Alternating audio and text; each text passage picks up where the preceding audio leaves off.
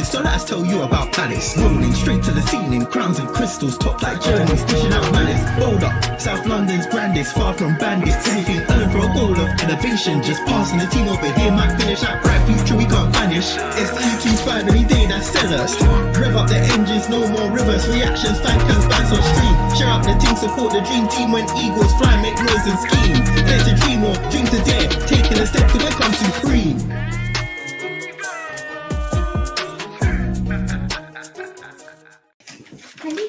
Good evening, everyone. Hope you're doing well. And this is our match reaction. A match reaction in which we've not done this one with this sort of feeling in a long time. Yes, people, we've lost the game. We've lost the game. Chairman, how you doing?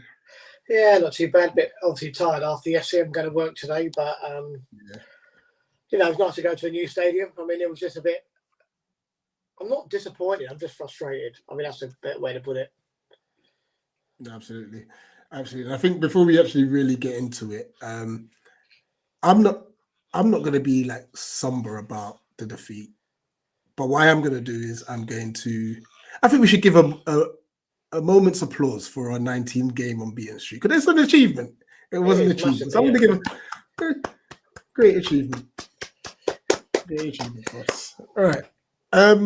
Yes, we've lost the game, and in the most weirdest of circumstances, I've watched it back. By the way, I've actually watched it back, and I was like, I knew we shouldn't have lost the game in the first place. But after watching it back, I was like, oh, how on earth did we lose this game? I watched it this afternoon, the extended highlights, and I'm even more baffled how we didn't come our way with nothing. No, absolutely. Just quickly, early doors, we've got the dog here. Said, what's good, yo? That result was inevitable after JP's missed chances. We'll get into that. On a positive note, the vlog is putting up numbers. Yes, guys, if you haven't seen the vlog, go watch it. It's unreal. Like, and fair play to a lot of Everton fans who have been very like complimentary of our team and so on and so forth. So big up to Everton fans as well. Still one loss in 6 months. Great going for us. We won the most important game of last week, in my opinion. Now unbeaten run, a new unbeaten running coming, 100% big up Winter's Gate. Big up Nicky, says big up for the vlog. He did his best to rile up some Everton fans in there as well.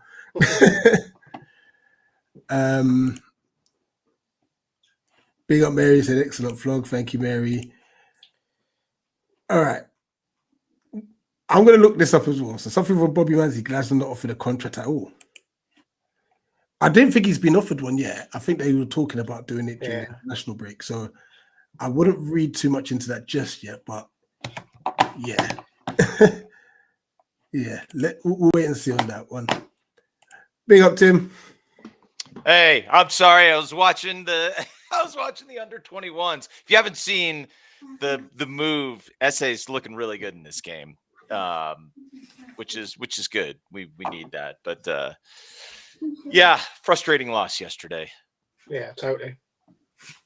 No, absolutely. Big up Chris says, love Glasgow, but not sure why no subs after an hour, especially Hughes to counter Alcaraz. When did Eddie come on? 70, right? Yeah, 71, I think it was. Yeah. Yeah, that sounds right. Yeah. I mean, to be brutally honest with you, quickly to answer that question, up until the penalty, we were all over him from start to finish. They did nothing, and he's probably thinking, why should I make a change? There's no point. We're destroying them. We just couldn't put the ball in there. Yeah, I think it was. I will say though, between 60 and 70, when they had because Alcaraz and they brought in a young midfielder. Yeah, the guy that went down for the penalty, funny enough, actually, innit? Can't remember, Tom something, wasn't it? Yeah, he came on and he was really good. Like, he really like slowed the game down for them, just because everything was rushed on their sort of part, and it just made it so much easier for us. And him and Alcaraz were really good when they came on. To be fair, the physicality did. I mean, at the beginning of the game, we were the physical side. Towards like 60, maybe 65 minutes, they started applying a lot more physicality in that game. And it's the first time I've really seen that take a toll on us. Yeah. A bit. Also, I do think there were just players on the pitch that either lost their head a bit, Max, or were getting so frustrated that it started to take a toll in their game a little bit. Wharton, so yeah, it just wasn't. It wasn't a great way to finish, but I did love Glasner's response. It's like, I ain't making any excuses. Yeah, absolutely. And you know what? Fair play to him. That's exactly what I want. No, 100%. 100%. Let's break this down from start to finish. I think the first 10 minutes, I think for both sides were a bit cagey to an extent. But from minute 11, I'll say, some of the football we were playing, oh my gosh. And I think Glasner's got his 11, like that's the 11 now sorted. But you guys, you're the 11. I want to highlight Yeremy Pino. I have got something negative to say about him, by the way. I do have something negative to say about him a little bit later in the game. But Yeremy Pino's overall performance yesterday was unreal. And so what was your thoughts, Shaman? Yeah, I know what your negativity is going to be, and I'm probably the same. But yeah, I mean, in all the good things we did, he was at the heart of it, wasn't he? If only he could,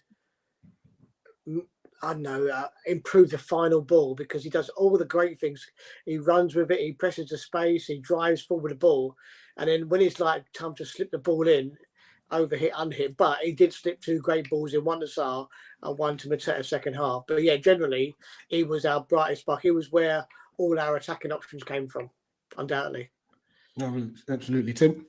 No question. I agree with all of that. And he provides a bit of creativity that, like, the last 2 matches, I put this primarily down to Pino.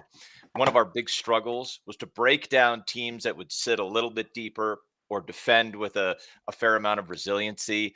And Pino has really helped us.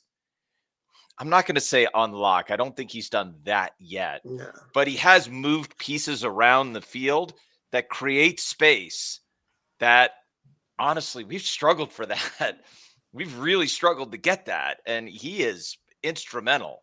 You have really right now, it's Pino, Kamada, and Wharton, who are the 3 players that can kind of move the opposition players out a bit, get them out of position, and put us in on goal where we struggled with that before. So he is a big piece of what we are going to do for the remainder of this season. But I think Chairman nails it there. Like, it ain't perfect, but it's good. Absolutely. Just to clarify, Chairman, was the final ball the bit that annoyed you too? Yeah, it was, because I say, Okay, I had something else that annoyed me with Pino. I had something else too, but I want to hear what yours is, Rich. I'm going to say it now then. Okay. Go for it. It's when they had a free kick and he wanted to stand in front of the ball. Yes. And it just riled the fans up. Yeah. And it was like, oh, mate, don't get Yep. Wrong fan base to do that wrong too. fan base. Just an absolute clown show there.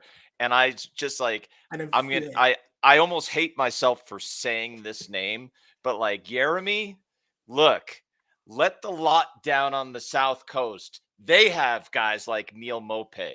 You don't want to be that guy. No. Don't be that guy. Yeah. Like, just show your quality. I totally agree, Rich. That was literally just that so moment, unnecessary.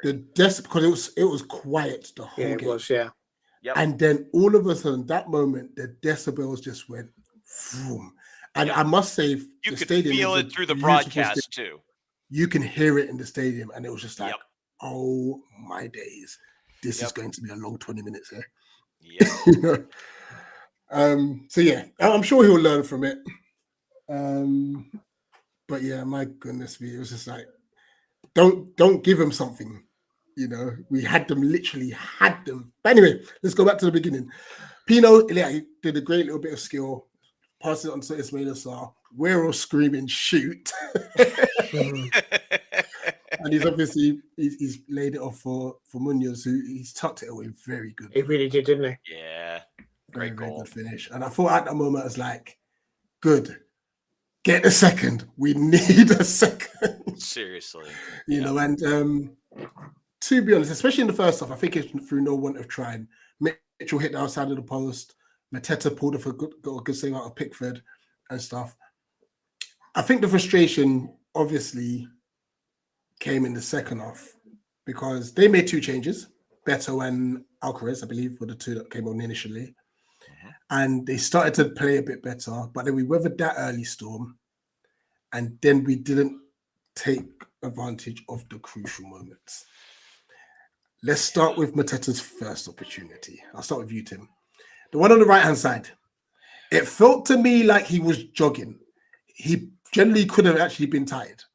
But I just thought if he had run with a bit more purpose, he's got more of a decision to make. And because of it, like, he couldn't lay it off because the Everton players got back. Yeah. So he had to obviously go for the dink. Yeah. And then it's just, it's going to be one of those games, ain't it?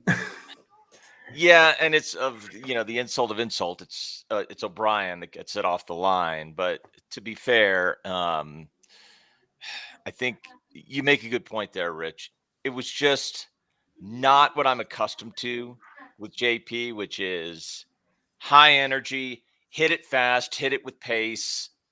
And, if he forces a tough save by the keeper, fair enough. That's usually what we see from him.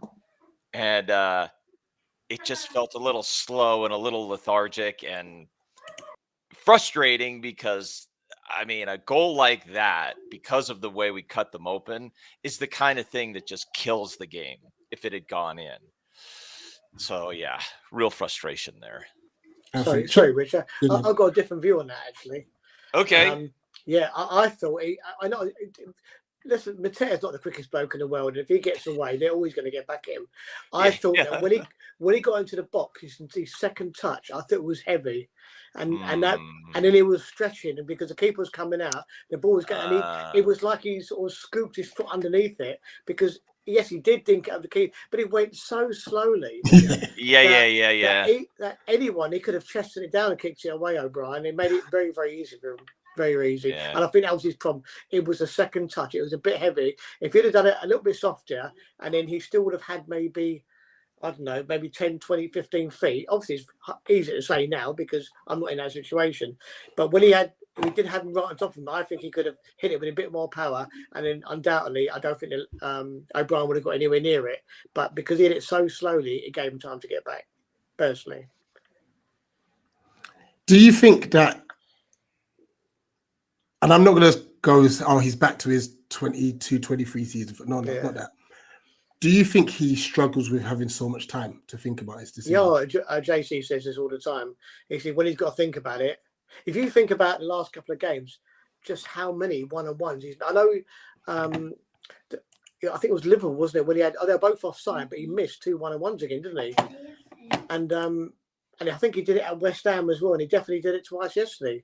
I think he when he's got to think about it, maybe he hasn't got the skill to either go around the keeper or lift it over him.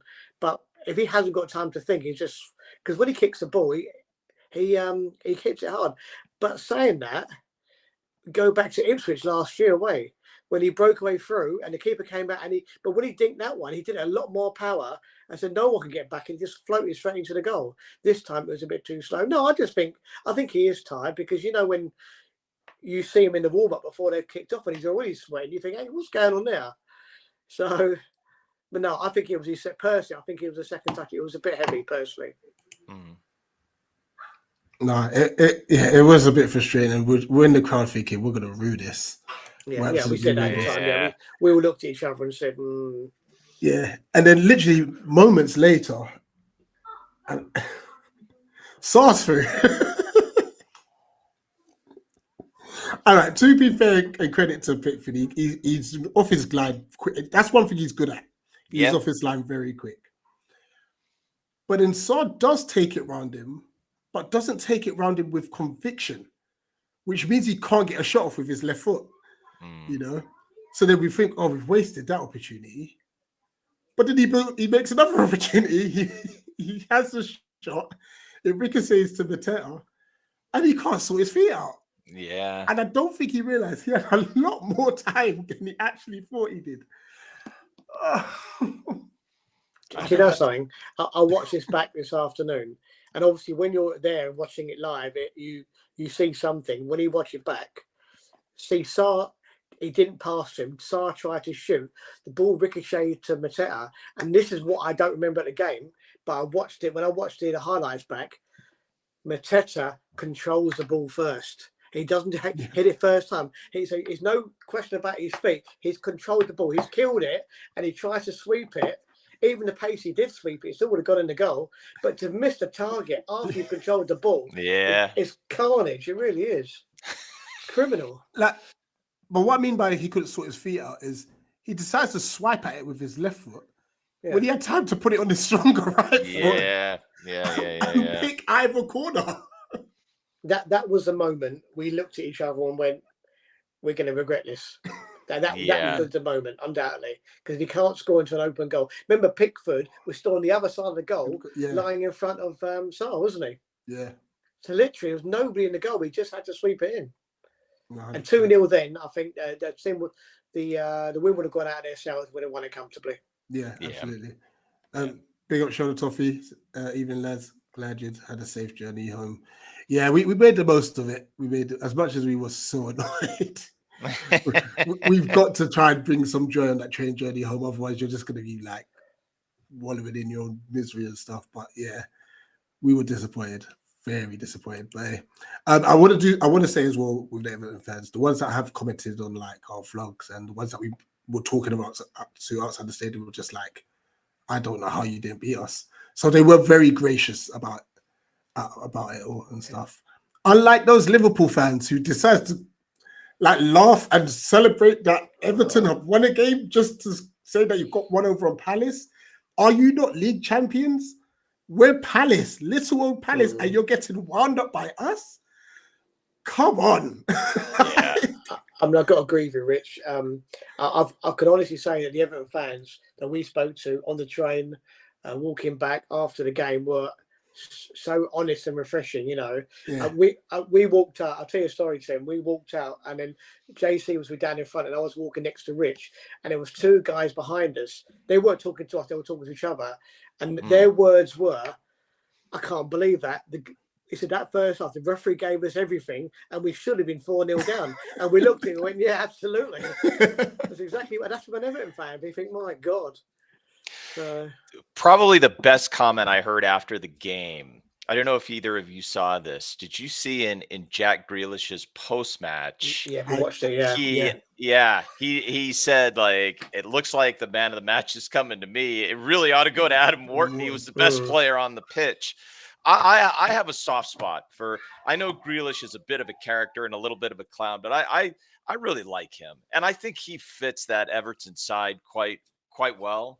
I'm pretty pleased for him. I hate that he scored the goal and you know won it, and the unbeaten run is over. But I got a lot of time for Jack Grealish. He's a good dude. No, absolutely. He's a great player. He is, and it's criminal. He's not in the England team. All I can say. Oh yeah, absolutely criminal. Sure. Yeah, him and Wharton. You know, but I think that's testament to him as a person that he can openly admit something like that. 100%. You know, on absolutely. National TV, like say, listen, how have you given this to me? You know? And I think they need to look at that because the man of the match always seems to go to a goal scorer. Yeah, like someone might do nothing for 89 minutes. I'm not saying Grealish did nothing, by the way. So don't. When I use this saying, don't. No. Grealish was brilliant this year, in my personal opinion. He was for sure. But like someone could score an 89th winner, do nothing the whole game, and they'll get given the man of the match because they scored. Like look at the whole game and stuff. But yeah, look on a selfish point. Listen, Wharton gets the rest. That's how I'm gonna see it. You know? Yep, Shell, you absolutely are. I came out of the Hill Dickinson Stadium, and I said, I'm not coming to Everton again. I don't care. Chairman, I said to Chairman, I don't care if there's a ticket available. I've just back-to-back defeats at Goodison and the new stadium. There's no point. What's the point of me traveling? I might as well watch it at my home and watch us lose there next season. No point. It's so annoying.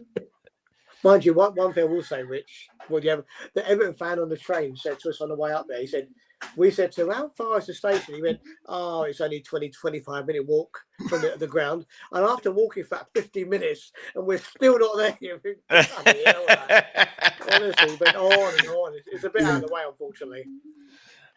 Some of the comments of the vlog was like, why did you walk? There was shuttle buses. I'm like, we didn't know that.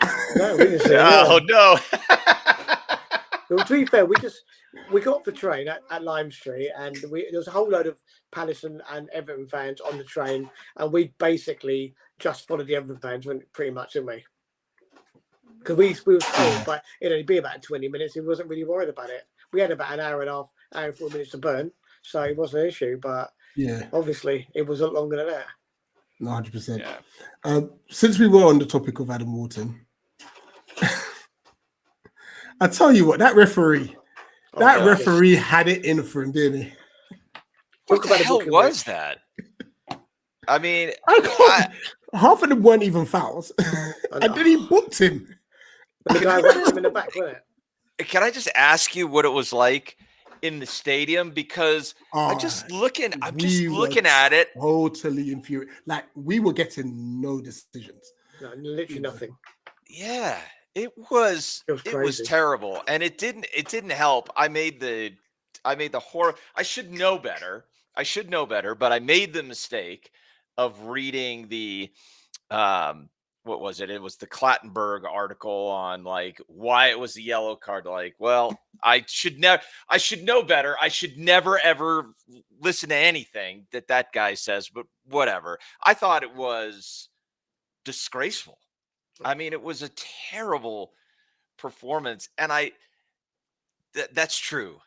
Chairman, we weren't getting anything, but even so, he had weird decisions against Everton too, just more against us, but he was just shocking the entire game. I just don't know what he was looking at.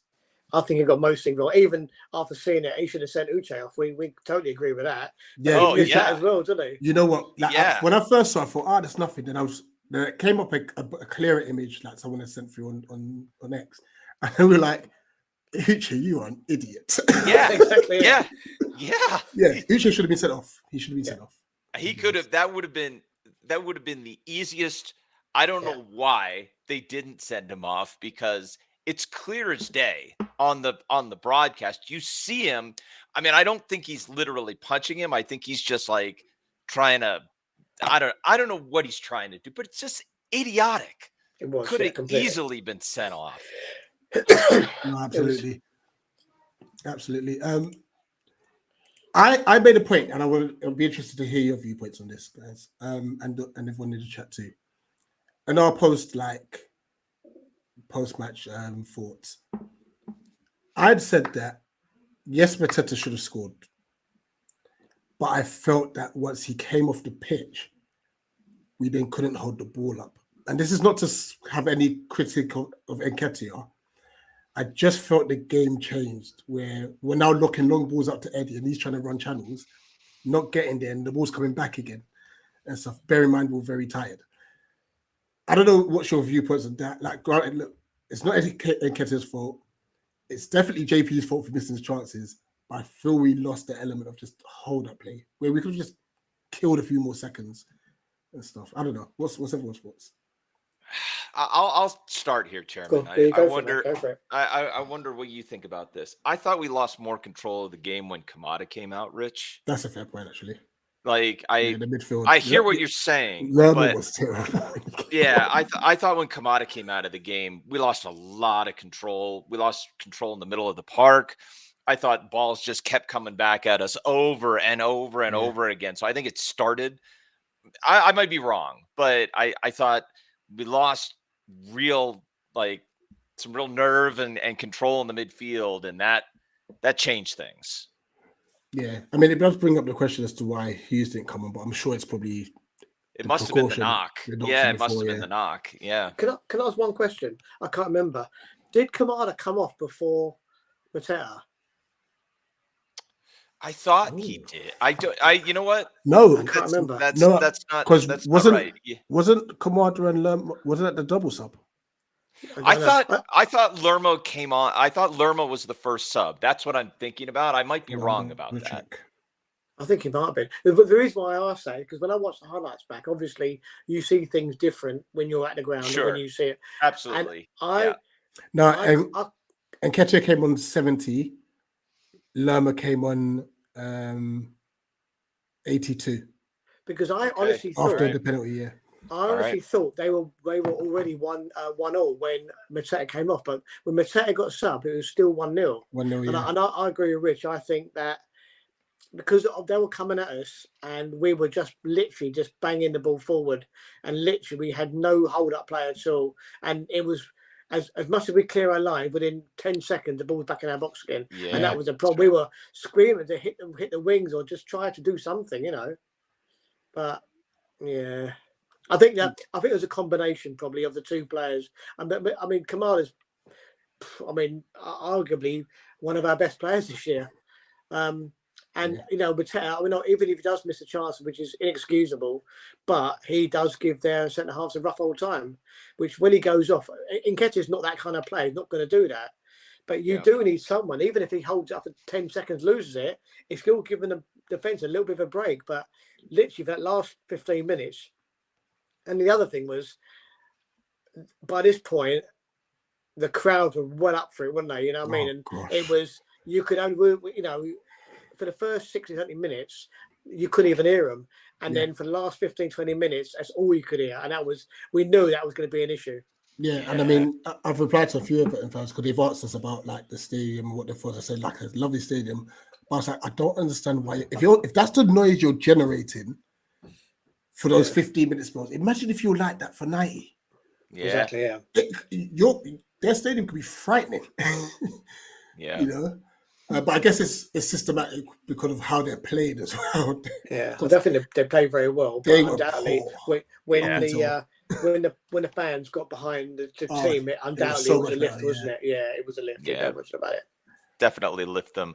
That's a really fair point. Having said that, shortly after Eddie comes on, he's through, and then the goal is disallowed. Yeah. So I mean, the frustration for me is like, I do think you're both right, but there were multiple times, even late in the game, where we're getting through. Uche gets through, and then for some reason he looked like he was late. I couldn't tell if he was laboring, but he's through. And then he just doesn't get in on goal. Yeah, Wharton missed a chance to pass it to Nketiah later on. I've got to say, sorry, Rich. You just remind me a really good point there, Tim. Uche, when he went through, he did all the things wrong that a striker should do. His first touch was away from the goal. Completely wrong. Go towards the goal. If you've got a guy behind you, you run in front of him. What's going to happen? You run in front of him. Yeah, he's got to back off, or he fouls you, last man. Yeah. You know what I mean? And his first touch was, and he looks like he was treading. It was like, remember Andros Townsend? The legs are going really fast, but nothing's happening. And his first touch was so bad that he gave the defender a chance to get back and put it away. But it was poor.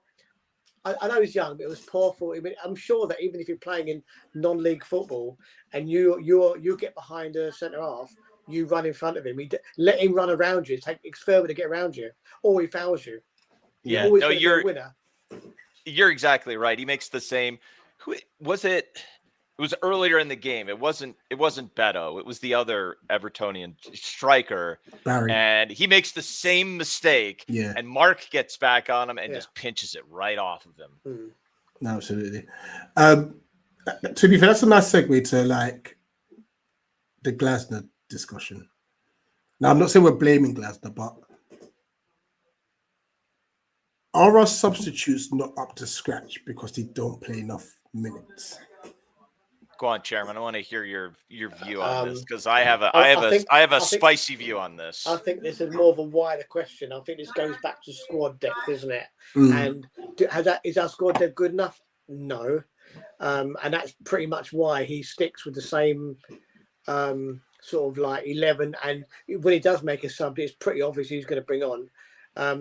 Yes, does he? No. The question is, does he trust the subs? Probably not. I think Lerma days are numbered personally. Uche, I'm not going to blame him because he's untried. Obviously, he's just coming on. Sure. You're asking Eddie to play the Mateta role. That's not his game. You know, I personally thought that maybe he should have played. He should have gone to 2 up front and just maybe just stuck to 5 at the back, put 3 in midfield and gone to 2 up front. And if we're banging the ball forward, and if Mateta's got a bit of help, but he hasn't got to do so much running, he just sort of lays it off. But yeah, the question kind of similar to what he did at West Ham. I think he made that adjustment really well, didn't he? And it did. And to be fair, when he made the adjustment, West Ham, they never got a look in after that, did they? Because we were so solid at the back. But no, I don't think he trusts the bench that much. I mean, I think he trusts a couple of players. I think he trusts Deveni, pretty much. Lerma, well, I don't know. I've got to say. He certainly trusts Hughes. Yeah, he does. Yeah, he does. Which made me wonder, maybe he didn't want to risk Hughes, you know, because maybe he's on the bench. Agreed. But if he's thinking, if I can get away without using him, we've got a 2-week break after that. He's fully fit after that, isn't it? So maybe that was his thinking. But I personally thought when they got back to 1-1, I thought he should have changed the tactics, because I thought he did, you know, because all of a sudden Danny wasn't getting forward at all. He was sitting back, and I thought maybe he had done it. But we seemed to be a bit lopsided then, because Mitchell was still going forward. But Danny wasn't, you know. So was he forward at the back? Was he free? I think he got a bit. I think the situation last 15 minutes, I think we sort of lost our heads a bit. And I don't think we knew what was going on for a team that's so good at the back as well. So, yeah, I agree with that. I think so. Here's my spicy take on it. We are going to find out how good. We know that Glasgow is able. I'll be right back, guys. Okay. Where are you? We know that he is able to build a great first 11, and he's done a brilliant job at it. He's sorted the first 11. They've been terrific in most games. It's been excellent. It's been fun to watch. And Pino, the way Pino has slotted in has been brilliant. But now we need to see this manager build a squad. Like we have to have 16 to 17 players who can come in and be just a pure extension of that first 11, and we do not have that yet.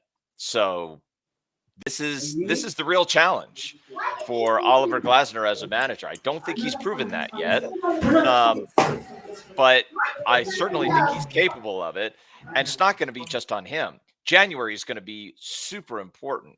It's going to be a combination of Glasner figuring out how to improve the players he's got to add to that squad, and then we're going to have to get some quality.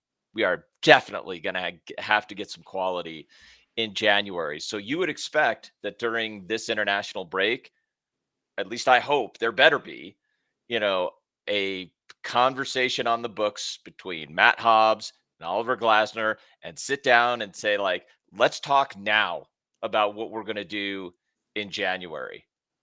100%, because you got to build a squad now. I think you bang on, Tim. Yeah. 100% what you're saying. You know, I think there's some issues. I think, you know, the transfer window was pretty good, but maybe not in the right areas. I mean, like Canvot, for instance, you know, he looked pretty good. He looks a player for sure. Yeah. Is he going to get in front of Richards or get? Of course he's not. No. And then, and you go back to the squad depth as well, like Millwall in the cup. You know, should we really be playing our first choice 10 of 11 apart from the goalkeeper? Probably not, because they're getting, you know, they're getting tired, aren't they? Yeah, Daniel Munoz was out, and then you see the way Grealish shoved him off the ball. He went flying. Yeah. He's tired, isn't he? I mean, and he's going to go play in Colombia. You know, he's going to have 2 matches. Him and Lerma. Yeah. They're going to be on international duty. Chris is on it. Yep, Chris will be out here in the U.S. He's got a couple of games. I mean, so I have my other eye on the under 21s game. Romain Essays look brilliant in this game. This is academy football. It's different. I get it. But he's got 2 assists and he's got a goal. That is a guy that I think, just for sticking with the theme, right? You got to build a squad. How does Glasner take this obviously talented young man and make him useful? Because I think in an ideal world, I think we would all. I love Justin Devaney, but in an ideal world, a very capable, very well drilled Romain Esse coming in off that right is what we need in this squad, without question, right? I agree. Can I just pick up on Chris's point? And he's asking about why we don't play Canvot in the Conference League. I actually think, personally, I totally agree with what Glasner did. I think it was very, very important to start off with a win in that first game. Yeah, that's because Kiev are no mugs. and to be fair, we've got 2 home games coming up now. We've got the first away game. I know we can say we're going to do it, but 3 wins virtually puts you into that top 8. You don't even bother going for the playoffs. And then you can start resting players. I think it was very, very important to get the first win in there, that 3 points in the bag straight away. And I totally 100% agree with the team selection, and also for the 3,500 Palace fans that went to Poland and all that aggravation it took to get there, to go and play half a team and maybe get some rubbish Ukrainian side and only get a draw, and I think he'd have got pelters for it. So I 100% agree with his team selection and what he did.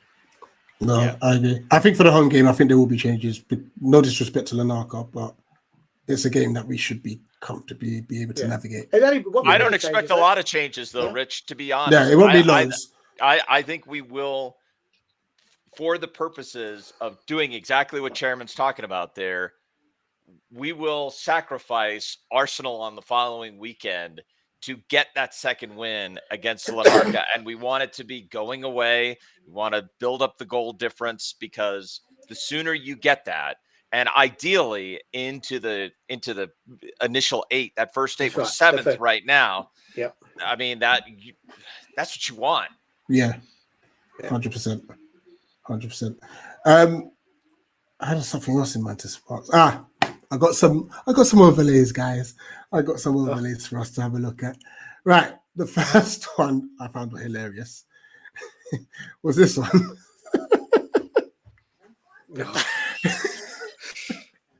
Now, if you're obviously accustomed to rock, paper, scissors, this is a great image. Everton always beats us. We always beat Villa. Villa always beat Everton. Yeah. I guess that's the trifecta here. I love that.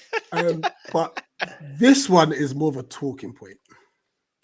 Everton have won just 3 of their last 31 home Premier League matches when they've conceded first. Yeah. All 3 victories have come against Crystal Palace.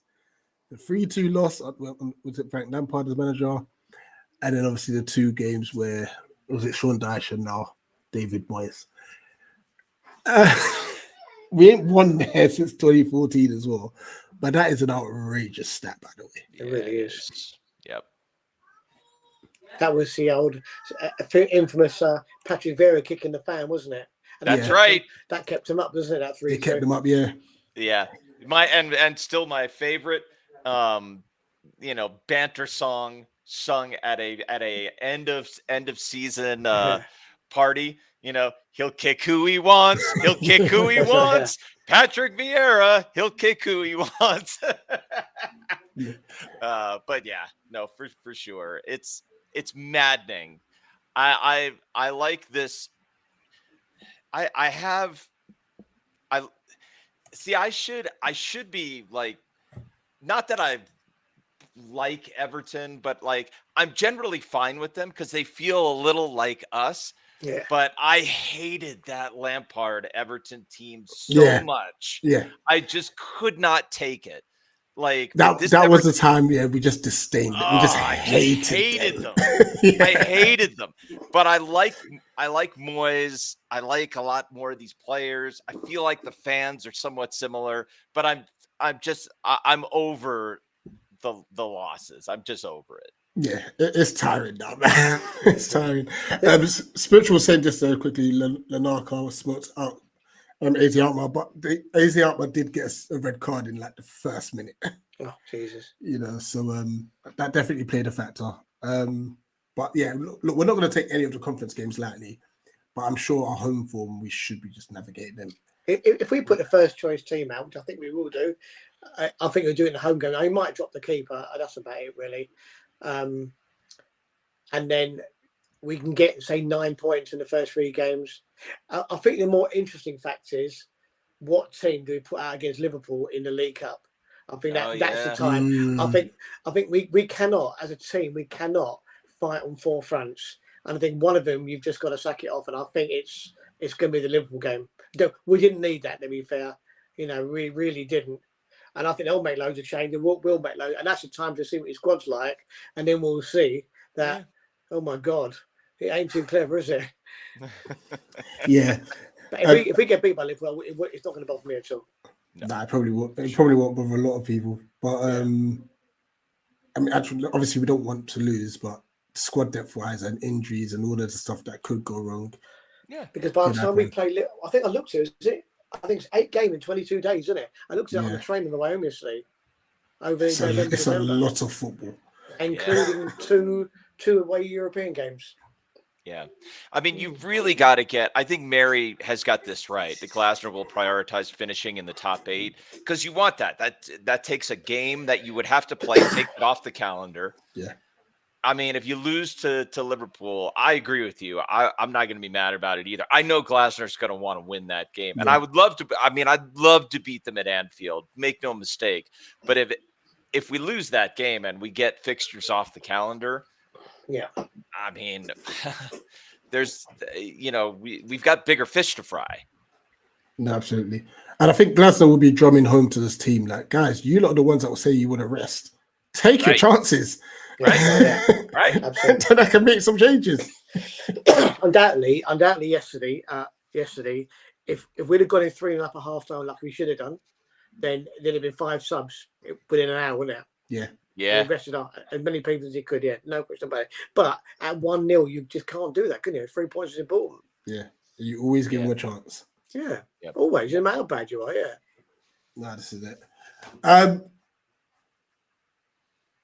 We didn't even mention the man of the match yesterday. It's hard to do so when you lose a game. But mine's Adam Morton. He's in it. And then Morton was head and shoulders. We saw it. He's head and shoulders best player on the pitch. He's one of them guys. Somebody said to I think I was watching on some telly program. I can't remember which it was now. That they said that they call him the new Brian Robson, don't they?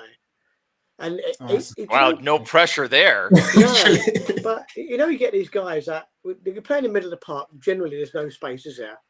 Right. But you get these guys who just seem to find, it's all crowded, but they find space all the time. And he is one of them blokes, and he's always got time. And his first touch is so good as well that when he gets the ball to him, he kills it, and he's got time to look around. He makes it look easy because his first touch is so good. But Warren is class, isn't he? They're very lucky about him. Another factor of how he plays, Swinton, is like, when we had Elise plays at a speed. There's odd times where he'll have that burst, but he takes the game down to his speed. Yeah, absolutely. Yes. And just everything just stops around him. He just does what he wants. Right. No, it's a great comparison, Rich, because what Michael was so good at and was so fun to watch is without being like herky jerky, he'd be carrying the ball, and just wait. And then he releases a pass right at this perfect little angle that opens up space. And Wharton does that, but he does it with his feet, which I find is so fascinating. It's either the way he turns or the decision he makes. He's got the ball and then he runs into a space and all of a sudden there's like grass everywhere for him to run into. And that makes a big difference for us, on the attack. When he is in space like that, we are lethal. If we could finish, when we finish, we're absolutely lethal. But just the way that he does that is incredible. It's not just, don't get me wrong, I love the way he delivers a pass, but the man might have the best feet of any midfielder, period, in the Premier League. Just the way that he moves. That's how he finds space so easily. No, absolutely. Fair. Let's finish off on the aspect of our finishing, because it's not That ain't gonna take long. a one-off. I saw a stat that Mateta has 7 big chances missed, Yeah. top the most in the league. Yeah. And when you look at the both Everton and Liverpool games, we've missed what, 9, A lot. 9, 10 chances, and these are clear cut as well. How on earth do we rectify this if it's not a mentality thing? JC said to me, we was having a chat this afternoon, and apparently our XG this year is just short of 19, which basically means we should have scored 19 goals this year. Wow. In reality, we scored 10. Wow. And I think that's your problem, isn't it? Wow. That is your That problem. is incredible. So we are missing basically 1 every 2 massive chances we're missing, aren't we?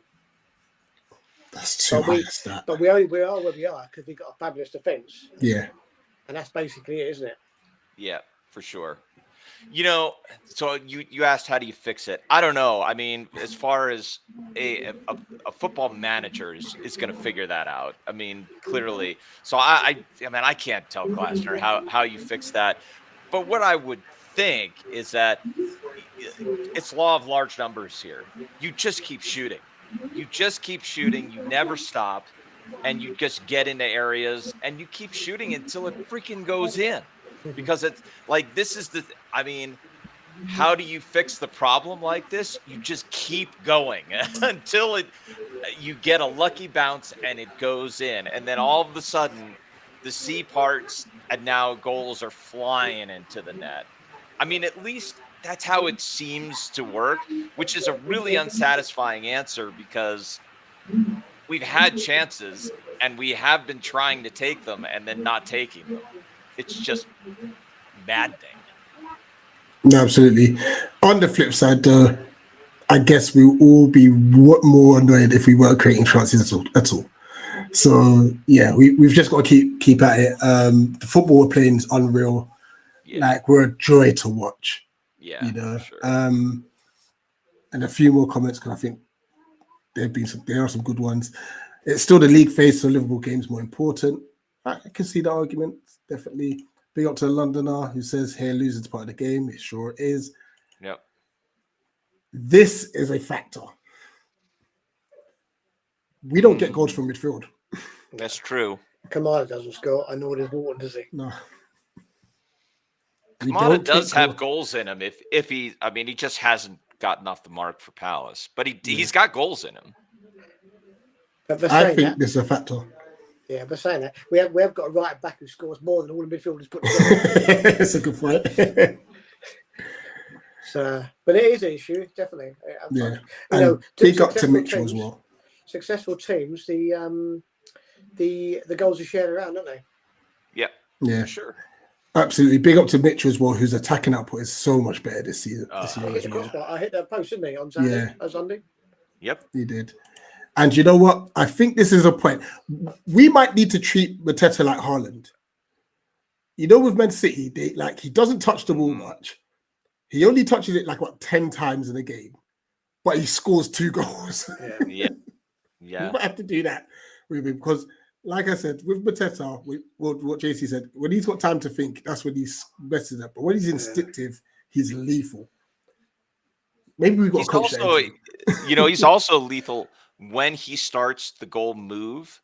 JP is very good when he comes short, picks the ball, turns, and then plays a pass out and runs into space. He's lethal when he does that too. No, absolutely. But in those moments, it's also good because then when the cross does come across, he only has a one touch to think about it. Yep. And he tends to then finish his chances then. So, definitely a factor. I really do believe, once the goals start flowing, we're going to be a nightmare to play against. We're going to be really tough to play against for sure. Yep. Honestly, and I think especially with Pino, once he gets 1, he'll get 7. Yeah. And we are all waiting for one backflip, as long as he doesn't injure himself doing it. And it'll be very interesting to see if Mateta will copy his celebration. Please don't. Please don't. I really don't want that. I really don't want that. Oh Ugh. man.